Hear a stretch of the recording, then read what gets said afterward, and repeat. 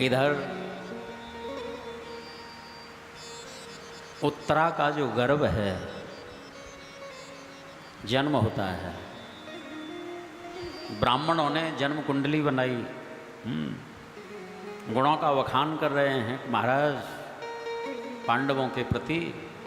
ये जो बालक है बहुत ही ब्राह्मणों का परम भक्त होगा, दाशरथी नंदन राम जी के समान ये बहुत ही सत्यसंध होगा, धर्म मर्यादा का पालन करने वाला होगा और अर्जुन के समान मानो धनुर्विद्या में प्रवीण होगा, ययाति के समान धार्मिक होगा, अग्नि के समान ये दुर्धर्ष होगा, समुद्र के समान गंभीर होगा। अनेक अनेक दिव्य गुणों का वखान किया है। जन्म लेते ही जिस बालक ने अपने नेत्र खोल दिए सजन, क्यों? मैंने अपनी माँ के गर्भ में जिस पुरुष को देखा था वो पुरुष कहाँ है? उस भीड़ में सबकी परीक्षा कर रहे थे, ये भी नहीं, ये भी नहीं, ये भी नहीं, इसलिए नाम ही परीक्षित पड़ गया। परीक्षणात् इति परीक्षितः। भगवान विष्णु के द्वारा अश्वत्थामा के ब्रह्मास्त्र से इनकी रक्षा हुई है, इसीलिए दूसरा नाम है विष्णुरात। बोलिए विष्णुरात जी महाराज की जय। विदुर जी महाराज के द्वारा जब पांडवों को ये संदेश मिला, श्री ठाकुर जी स्वधाम गमन कर चुके हैं, इतना सुनते ही कुंती जी का तो शरीर शांत हो गया।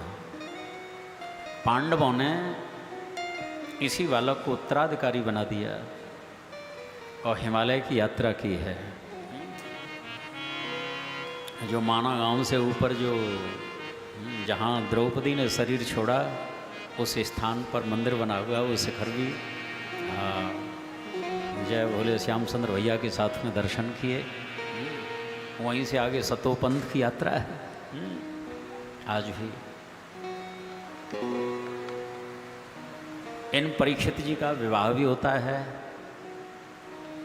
उत्तर की बेटी इरावती के साथ में।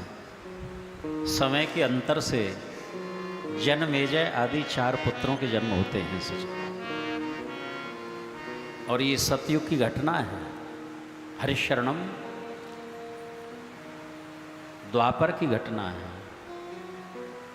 और द्वापर के समाप्ति के 200 वर्ष पूर्व ये राजा बने हैं। 200 वर्ष जब पूरे हुए, कली का आगमन हो गया। 5 स्थानों पर कली का वास होता है। पूर्वजों के द्वारा रखी हुई संपत्ति जिसमें कलयुग प्रवेश कर चुका था, महाराज परीक्षित मुकुट पहन करके जंगल की ओर चले गए। श्रृंगी ऋषि का जो आश्रम है हरिशरणम, समीक नाम के महात्मा ध्यानस्थ बैठे हुए थे। एक जल के कारण अपना अपमान समझा कि हमको जल की भी नहीं पूछा। महात्मा ध्यान में थे, मरा हुआ सर्प जो है गले में लपेट करके अपने राज्य में चले आए। इनका पुत्र है श्रृंगी। जैसे ही श्रृंगी को पता चला, ऋषि की संतान, त्रिकालक की दृष्टि, समझ गए। कौशिकी नदी का जल लिया हाथ में, गायत्री मंत्र से अभिषिक्त किया और तुरंत जो है अनुसंधान कर दिया। इति लंघित मर्यादम तक्षक सप्तमेहनि दंक्षति स्म कुलांगारम चोदितो में तदद्रुहम। अरे परीक्षित, आज से ठीक 7वें दिन तक्षक नाग डसेगा और तेरी मृत्यु होगी। ये संदेश गौरवटू नाम के एक शिष्य के द्वारा राजा परीक्षित को मिला। तुरंत वैराग्य हो गया सज्जनों। श्री गंगा जी के किनारे आए हैं। जो भी संत महात्मा मिलते हैं सबसे पूछते हैं, महाराज 7वें दिन तक्षक नाग डसेगा, मुझे मृत्यु होगी, मुक्ति का मार्ग प्रशस्त करो मेरे लिए।